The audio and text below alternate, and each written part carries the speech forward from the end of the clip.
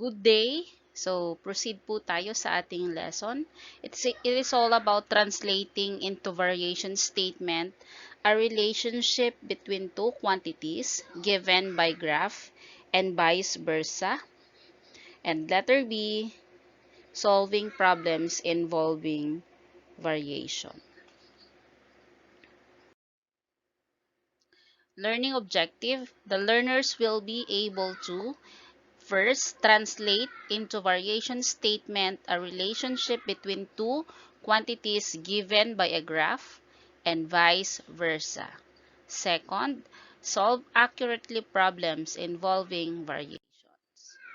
So, the following are some of the types of variation, the symbolic representation of each, and some cue words. So, these are already our topic last week. I do hope you can still remember those statements and the definition of the type of variation. The first one is what we call the direct variation. In symbol, which is k is always the constant, y is equal to kx, or y divided by x is equal to k. In word, or in a mathematical statement, you can read this one as y varies directly with x, y is directly proportional to x. In special cases, direct square variation, y varies directly as the square of x. So, katulad po nito, y is equal to k x squared, or in finding for the constant, that is y divided by x squared. The second one is what we call the inverse variation. Y, in finding for the constant, just multiply the two given quantities. So, x times y is equal to k, or y is equal to k divided by x. Or we can read this one as y is inversely proportional to x, or x is inversely proportional to y. The third one is what we call the joint variation. Joint variation is almost the same with direct variation. Y is equal to k times x times z, or k is equal to y divided by x times z. We can read this one in a statement, or in a mathematical statement. Y varies directly as the product of x and z, or y varies jointly as x and z. We also have the last one, which is combined variation. It is already the combination of the first three. It involves a combination of direct variation and inverse variation. Z is equal to k times x divided by y, or k now is equal to z times y divided by x. Derivation of other formula. So z, we can read this given statement. The z varies directly as x and inversely as y. So let's try the following statement. Using k as the constant of variation, write the equation of the variation of the following. The first one, the weight W of an athlete is directly proportional to each height. So kapag kinonvert po natin ito into a mathematical equation, this will become weight W is equal to directly proportional. So therefore, K times H. Next, number 2. P varies directly as the square of Q. So, if we convert this given statement, P varies directly as the square of Q. That is Q square. Next, the altitude h of a triangle with constant area varies inversely at its base. So, h is equal to a triangle with constant area. So, constant daw niyang area is inversely at its base. Ayan. And then next, number 4, the pressure P of a gas. Pressure P of a gas varies jointly as its density, K, density, and its absolute temperature. let t. Okay. So, yun po ang mga example. So, let's proceed now to our example number 1. Y. When x is equal to 6 and y is equal to 2, find an equation that inversely relates y and x. So, we have here a solution. Since this one is inversely, so you need to multiply the two quantity, the x and y. So given ang x as the value of x is equal to 6, the value of y is equal to 2. So just multiply 6 times 2, that is already equal to 12. So this one is your k value or the constant. This one is the inverse variation model. The inverse variation that relates x and y is the product of the two quantity x times y is equal to 12, or y is inversely proportional to k. Substitute yung k, that is equal to 12, inversely proportional to x, wherein k should not be equal to 0. Number 2, show that the variable y varies inversely to x, and the equation describes the relation is y is equal to 12 divided by x, where k is equal to 12 is the constant of variation. So, in this case po, pag tinitignan natin, k is the constant of variation. This means this one is 12. So, if we multiply the value of x and y, the product is always equal to 12. 6 times 2, negative times negative, that is positive 12. Negative 4 times negative 3, that is positive 12. Negative 3 times negative 4, that is positive 12. So on and so forth. So positive 12 po lahat. If we plot the points on a Cartesian coordinate plane, the graph look like this. So, can you observe? What can you observe on the given graph? What can you notice on the given graph? So, you can observe or you can notice the following about the graph. The first one, the graph did not pass through the origin. So, hindi po siya dumaan sa origin. The graph gets very close to x and y-axis, but it never touches them. So it gets closer and closer, but it will never touch the x and the y-axis. Number 3, the graph of the relation w is equal to 2t is a smooth curve. So this one is a smooth curve. Therefore, the graph shows an inverse variation. So this one is an example of a graph under inverse variation. So let's proceed. We have here another example. The value of z varies jointly as x and y. So the value of z, if we convert this given statement into mathematical equation, that will become z is equal to constant times x times y. First statement gives you this one. When x is equal to 3 and y is equal to 2, the value of z is equal to 42. We need to find for the constant of variation. So 3 times 2, that is 6 times k, that is 6k, is equal to z is 42. So, we need to divide both sides by 6 to remove the numerical coefficient of k. Therefore, 42 divided by 6, k now is equal to 7. So, if your k is equal to 7, we have here another statement. Find z when x is equal to 5 and y is equal to 3. So, we need to substitute from the original equation. Substitute k is equal to 7 when x is equal to 5 and y is equal to 3 in the given equation. So, z is equal now to 7 times 5, 7 which is the k, 5 which is x is equal to 5, y is equal to 3. So, therefore, z is equal to 105. Therefore, the value of z is 105 when x is equal to 5 and y is equal to 3. Letter B. Another, find x when y is equal to 5 and z is equal to 70. So since k is equal to 7, always remember 7, we need to substitute y is equal to 5 and z is equal to 70 to find for the value of x.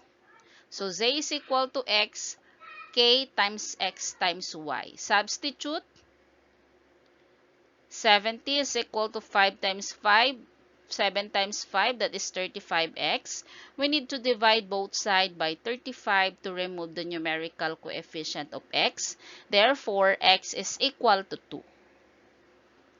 Therefore, the value of x is equal to 2 when y is equal to 5 and z is equal to 70. Gets po? Madali lang siya. Let's proceed. Number 4. The value of z is directly proportional to x and inversely proportional to y when x is equal to 9 and y is equal to 4. The value of z is 18. Find z if x is equal to 12 and y is equal to 6. First step, we need to find for the value of k. So in finding for the value of k, you need to convert the given statement first into a mathematical equation. Z is directly proportional to x. Z is equal to k times x, inversely proportional to y. And then afterwards, we need to substitute. We need to substitute. Ang z daw natin is 18 kapag ang x natin ay 9 at ang y po natin ay 4. Cross multiply. 4 times 18, that is 4 times 18 divided by 9. So 72 divided by 9, therefore k is equal to 8. So substitute k is equal to 8 when x is equal to 12 and y is equal to 6 to find for the value of z. So z is equal to k, or directly proportional to x and inversely proportional to y.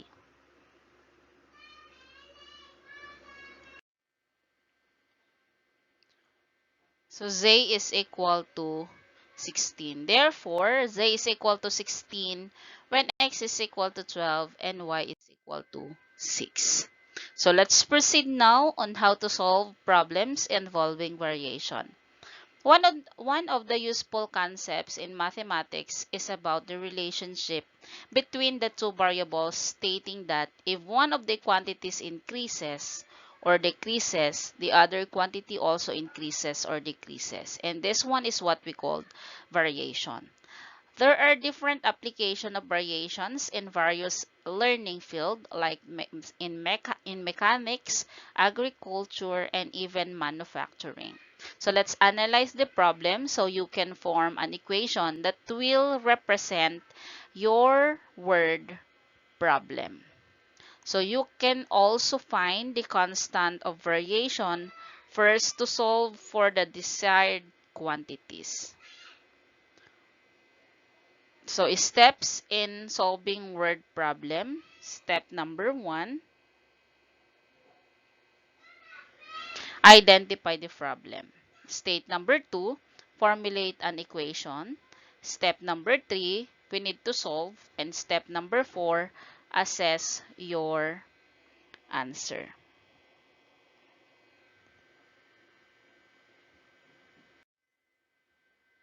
So problem number 1. During the first month of pandemic, one of the essential that Filipino family needs is food. With this, Barangay Captain Eugene Rodriguez decided to distribute packs of rice from the emergency fund of the barangay to his constituent in order to help them in their daily needs. If 51 kilograms of rice can be fed a family for 45 days, how many kilograms of rice are needed to feed the same family for 60 days? So, identify all the given. Step number 1, let R the number of kilos of rice. Ayan, kilogram. Let D the number of days. Step number 2, the number of kilograms of rice that can feed a family varies directly as the number of days. And R is equal to 51 when D is equal to 45. Find R when D is equal to 60. So our equation is Y is equal to K times X. Or R is equal to K times D. Palitan natin yung R at yung X at saka yung Y ng R at saka ng D. Ang step number 3 po natin, ang 51 rice ay kayang pakainin ang mga family for 45 days. So we need to solve for the K value. 51 is equal to 45. We need to divide both sides by 45 to get the equation. So, therefore, 51, K is equal now to 51 divided by 45. So, next, in finding for the R value, when this equal to 60, tignan naman natin kung ang R daw natin or the number of kilos of rice, ilan kapag 60 days na po. So, ang R natin is equal to, that is the unknown. Ang K natin is 51 divided by 45. Times natin sa D, or that is the number of days to solve for the number of kilos of rice. So, 51 divided by 45 times 60, that is 51 times 60 equal to and divided by 45. So, therefore, R is equal to 68. Therefore, or thus, 68 kilograms of rice are needed to feed the family for 60 days. So, ayan po. So, 68 kilograms is the answer. Let's proceed number 2. The cost C of a pizza varies directly as the square of its radius. If a pizza is with a 6 inches radius costs 180 pesos, how much should a pizza with an 11 inches radius cost?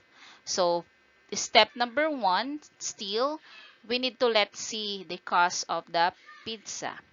R is the radius of the pizza. So, C varies directly as the square of R.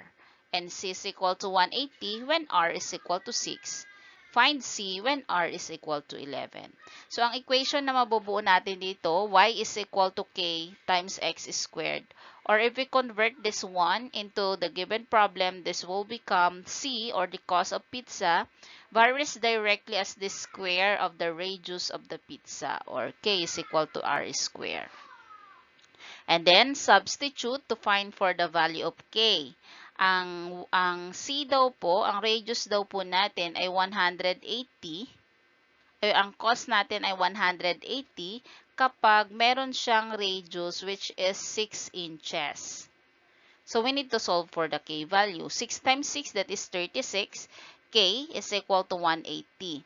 You need to divide both sides by 36 in order for you to remove the numerical coefficient of K. So, therefore, 180 divided by 36, that is equal to 5.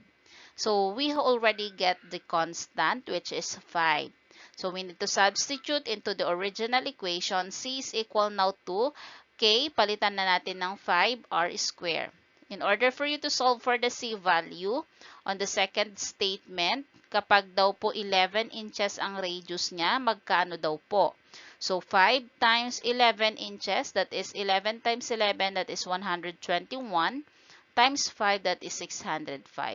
Therefore, 605 pesos is the cost of pizza with an 11 inches radius. Number 3, problem. The number of days, or D, needed in repairing a house varies inversely as the number of men working on the house repair. It takes 15 days for 2 men to repair the house. 15 days daw kapag dalawa lang yung nagre-repair ng bahay. how many men are needed to complete the job in 6 days. So this one is an inverse variation.